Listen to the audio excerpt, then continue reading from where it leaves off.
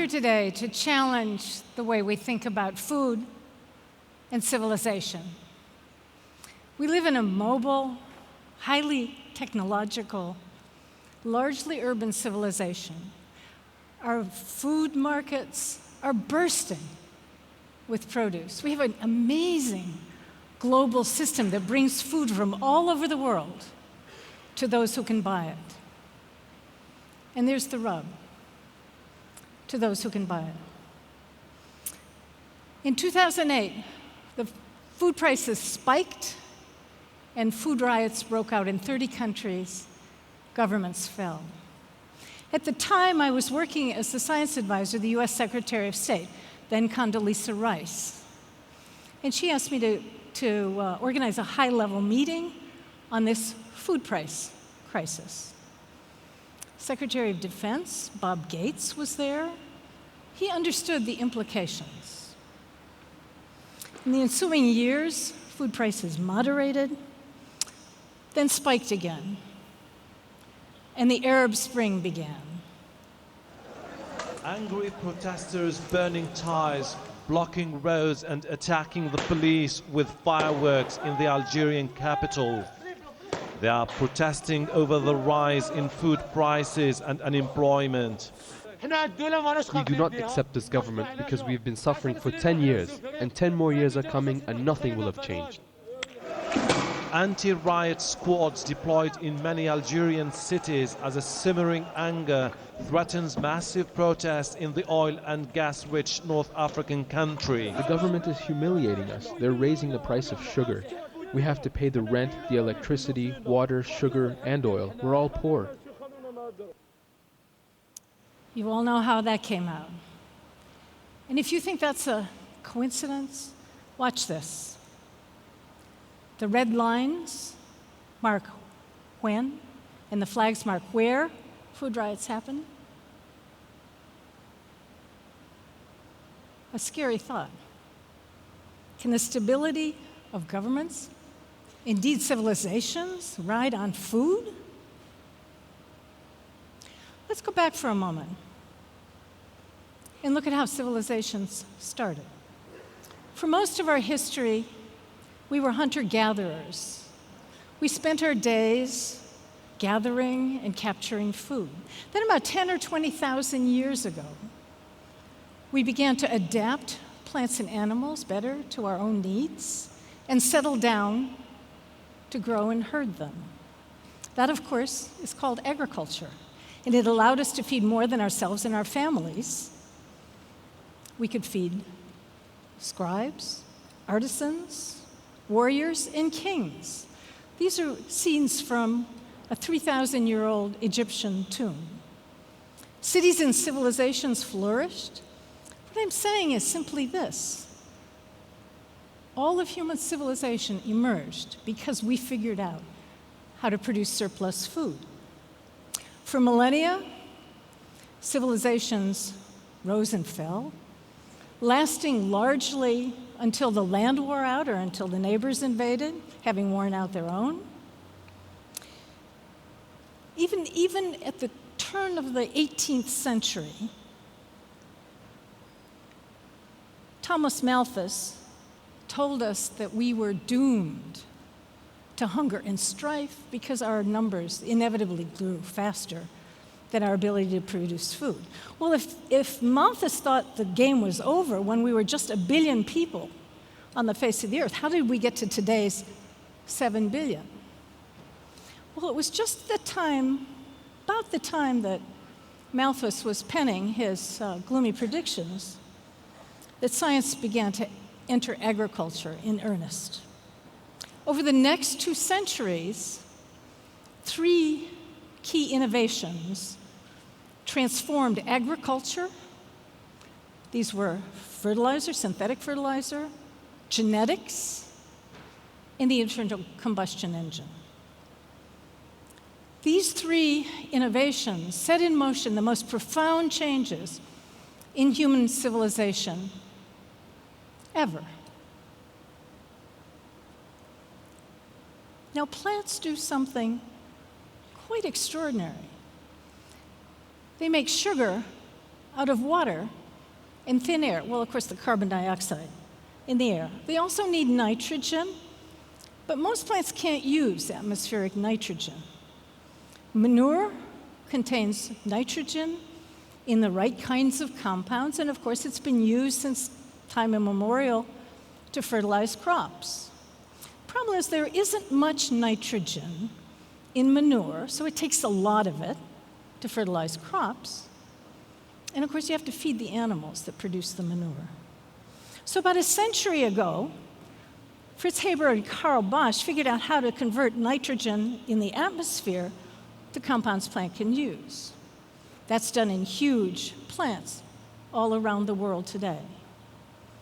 And then there's genetics. This is Nobel laureate Norman Borlaug, the father of the Green Revolution that put the countries, the populous and famine-plagued Asian countries on the road out of poverty.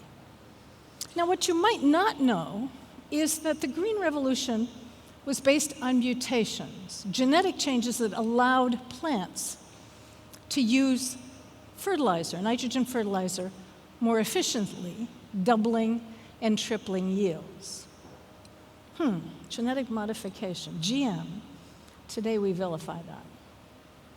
I'll get back to that. Then there's the internal combustion engine. For most of human history, agriculture was backbreaking work and occupied most people. The populace remained largely agrarian, even in developed countries, well into the 20th century. As machines gradually took over the task, it required fewer and fewer people to produce more and more food. People flowed to cities. Cities became hotbeds of innovation and collaboration. Technology-driven wealth generation accelerated, giving us all the machines, the gadgets, and the comforts of modern life, even the internet and even Twitter. Well, what does the future hold? Was Malthus just plain wrong because he didn't figure on science? Or are there limits to how many people the plant can provision? Will climate change help or harm? Let's look at some trends. Population growth is slowing, but it's not likely to stop. Much short of 10 billion, probably will go higher. As technology powers country after country out of poverty, people want to eat more meat. Transitioning from a grain-based diet to a meat-based diet requires more grain. Growing more grain requires more land. But there isn't any more. In fact, we're losing it faster to urbanization, salinization, and desertification than we're adding it. If we don't do something different, we'll be back to Malthus in our lifetime. Well, maybe not mine, but certainly yours and your children's. And then there's climate change. Now, our major food and feed crops grow best at about the temperatures that you and I find comfortable. Let me draw your attention to this very hot summer of 2003. Many of you experienced it. It was only 3 degrees above average for the last century, but crop yields declined by about 30%. Think about that. That's going to be an average summer in a few decades and a cool summer by the end of the century. And then there's water. The most productive agriculture is irrigated agriculture, and the most reliable water comes from deep underground, indeed from fossil aquifers. These are being exhausted faster and faster the world around. Not good trends. I think that our past successes and our bursting food markets have lulled us city folks into thinking Malthus is ancient history. But Norman Borlaug knew otherwise. In his Nobel Prize speech, he said, "We may be at high tide now, but ebb tide could soon set in if we become complacent and relax our efforts. And that's just what we've done. We've contracted our investments in agricultural research, leaving the job primarily to big agribusiness companies, and then we berate them. Think Monsanto. We've taken to the notion of organic food because it's more natural. Don't be seduced. The primary tenet of organic farming is a prohibition on the use of synthetic fertilizer. But manure alone can't do the job. If the entire world went organic tomorrow, we could probably feed half of our current population. So can we feed 10 billion people? I think we can, but we have to think and act differently. Agriculture is a complex system of water, energy, chemical nutrients, environment, of course, people. We have to optimize that system as a whole and make it more sustainable. Very easy to say, hard to do. Let me give you some specifics. We need to increase the yield on the land we already farm using less water. Now, one contribution of many is moving high-value crops indoors. This is a very modern greenhouse in Southern California. Tomatoes are grown on strings straight up, producing 5 to 10 times as much as they produce in open fields, as much as 100 kilograms per square meter per year, using 1/10 as much water. We can build greenhouses in cities, on rooftops, and even in the desert with a bit of tweaking. But we won't grow our grain under glass. Today, farmers distribute 100 million tons of chemical fertilizer on their fields each year. Much of it runs off to pollute our waterways, killing them. Figuring out how to deliver the nutrients precisely when they're needed, exactly where they're needed, is one of the challenges of the future. Here's one system, it's called fertigation, and you can see that the nutrients in the water go directly to the roots underground. But there's much more to be done. Then there's insecticides. We use about 1 billion pounds a year globally to kill pests like this corn earworm, but they also kill beneficial insects. Now, Rachel Carson, author of Silent Spring, that ignited the environmental movement, dreamed of a time that we could do this biologically rather than with toxic chemicals. Well, now we can. Take this corn. It's called BT corn.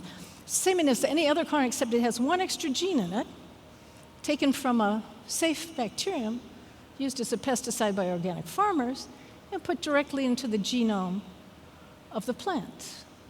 This is modern genetic modification, GM.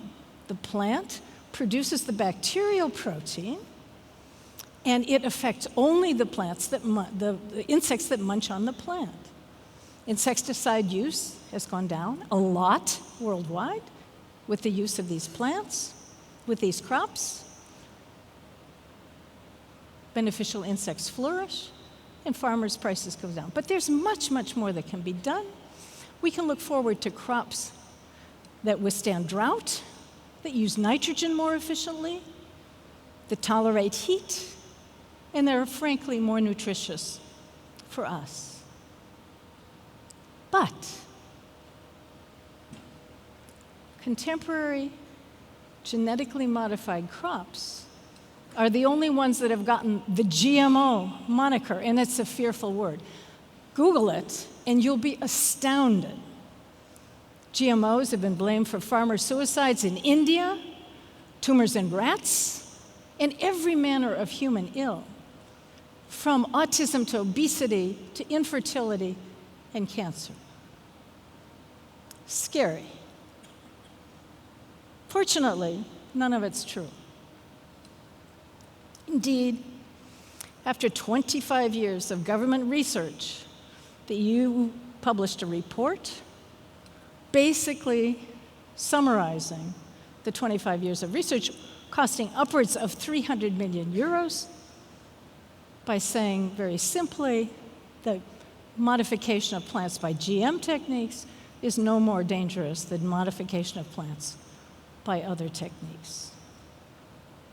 But the GMO wars rage on, fueled by electronic gossip, by organizations that exploit GM fears for profit.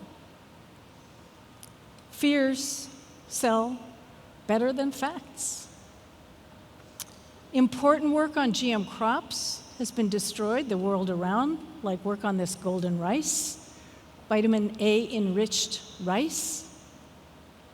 I myself have been picketed, verbally abused, subject to endless hate email, and even narrowly escaped physical attack, all because I keep trying to explain the science and the sense behind this amazing revolution.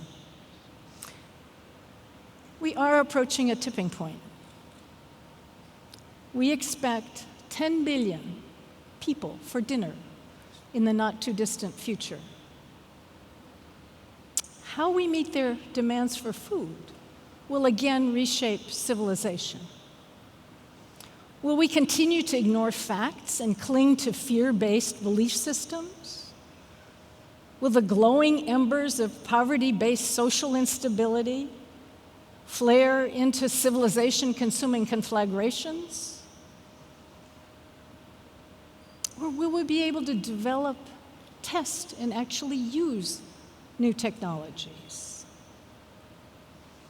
Will we be able to realize the knowledge civilizations to which we all aspire? Will we have the wisdom to invest in the scientific and technological innovations that can give everyone a livelihood, a seat at the table, and enough to eat? I believe we can. Will we? I don't know. Thank you.